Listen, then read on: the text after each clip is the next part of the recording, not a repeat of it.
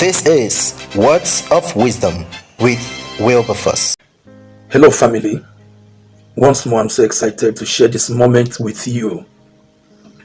In today's Words of Wisdom with Wilberforce, we're going to look at leadership development. Permit me to read from the Bible, the book of First Chronicles chapter 5, 1 and 2. The Bible says, "Now the sons of Reuben, the firstborn of Israel, for he was the firstborn, but for as much as he defiled his father's bed, his birthright was given unto the sons of Joseph, the son of Israel, and the genealogy is not to be reckoned of after the birthright. For Judah prevailed above his brethren, and of him came a chief ruler, but the birthright was Joseph." In this place in the Bible, we saw three men were mentioned. Number one is Reuben. Number two is Joseph. And number three is Judah. These three men were sons of Jacob. However, their stories are not the same. Where each and every one of them ended are not the same either. It's important we come to terms that life is all about leadership. Life is all about leadership. Somebody wants to lead you. Something wants to lead you. You are leading some people even when you don't know, and some people are leading you even when you may not admit. The battle of life is the battle of leadership. This is fundamentally true because there are a lot of people that do not understand that every single thing is working hard to lead them. Sin wants to lead you, apparently to lead you to hellfire. Angels of God want to lead you to a place of safety. Demons want to lead you to destruction. Good habits want to lead you to living legacy.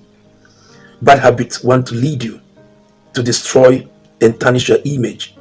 There are friends that want to lead you to your desired goals and aspirations. There are people that want to lead you to destruction. There are things you neglect that want to lead you to a place of regret. There are things you do that want to lead you to a place of regret. Life is all about leadership. Somewhere, something is leading you. Your ambition leads you. Your vision leads you.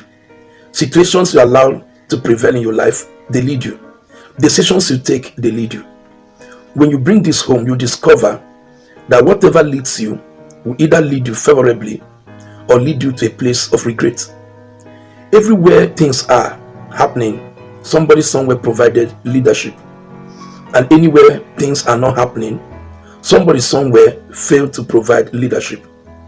I remember the first time I went to Europe, I visited a friend in Sweden. And he was telling me that in their country, when you take a child to a school and register the child, the government is aware of that child. They have a policy by the government whereby a token of a stipend is given to parents to make sure this child eats well, dresses well, and feel comfortable. I think back home where I know a lot of parents are pulling their children from private school and sending them to public school because they don't have the money. It dawned on me that somebody in Sweden took time to establish a kind of leadership where parents are finding it extremely easy to send their children to school. In fact, as at then, Sweden, Finland, and some other European countries, when you go to their schools, you don't pay school fees, whether you're a foreigner or whether you are an indigenous student, because somebody somewhere provided a leadership that made it possible for their citizens to benefit from government. You come back to Africa and see the level of poor leadership in spite of the mineral resources that God has given to us, in spite of human resources, the people that we have trained. The countries are all crawling while other countries are flying. When I took time to study some countries of the world like Singapore had independence in 1965. That is 5 years after Nigeria. But you need to visit Singapore and see a world of transformation that was brought about by their leadership. Yung Pan Lee, who led Singapore for decades, made a statement everybody must pay attention to. He said that he learned more from African leaders more than he learned from the Western leaders. And he said he learned from African leaders what he should never do. For example, when they go for United Nations Summit, he will board airplane, commercial airline, and go to the place to save money for his country. You will watch African leaders coming with multiples of presidential jets. Some of them will have up to 60 people in their entourage, all in the name that the head of state or a president of an African nation is coming to United Nations. Meanwhile, they are very, very poor, and their people are living in abject poverty. The man said that he learned more from African leaders what not to be done. You see, there are two ways to learn. You can learn what to do. You can learn what you should never do. This is important because there are many people today who don't understand that where we are today is a function of the leadership we permit in our lives. It's important to know that one of the things that will help you as a person, help your family, and help the society where you occupy is to develop your leadership. Leadership is so fundamental that everybody is a leader. I normally say in our church that even that young girl you neglect, who you call house help, she's a leader in the kitchen. If she wants to punish her madam, she will pour water in kerosene. The woman will come back from work and will try to cook a dinner. It can take her 4 hours because one small leader decides to make sure her work is difficult.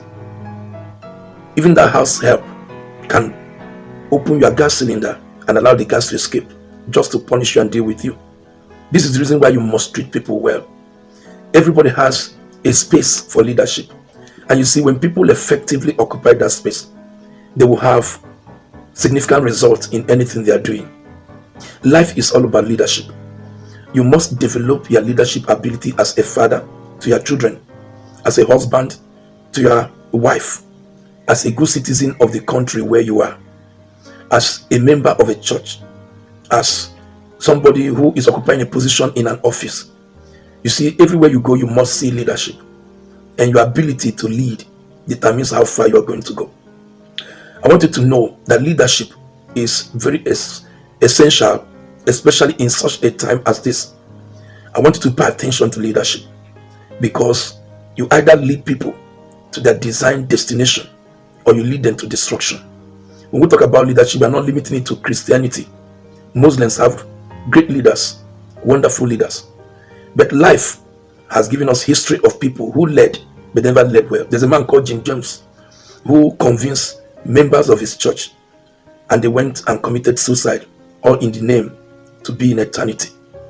Osama bin Laden led a group of terrorists that made the world to stand still because of some attack that they brought to the United States.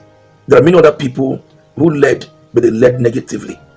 But there are people who led, and today history is celebrating their presence. I want you to be a kind of leader your children will be proud of when they read their history. Be a kind of leader that people will celebrate. Be a kind of leader that will make things to happen. Not leader that will watch things happen. Leader that will wonder what is happening under you. Be a kind of leader God will be proud of. Leadership is extremely important in such a time as this. And you are not just a leader because you are the governor or the president. You are a leader because somewhere you are influencing somebody. John Maxwell defined leadership as influence. Leadership is nothing but influence. I encourage you to be influential in everywhere you find yourself. Influence people positively. Influence people positively, and your leadership will be great. Thank you for your time. We'll continue this next week. Do have a great and wonderful time. Goodbye and God bless you. This is Words of Wisdom with Wilberforce.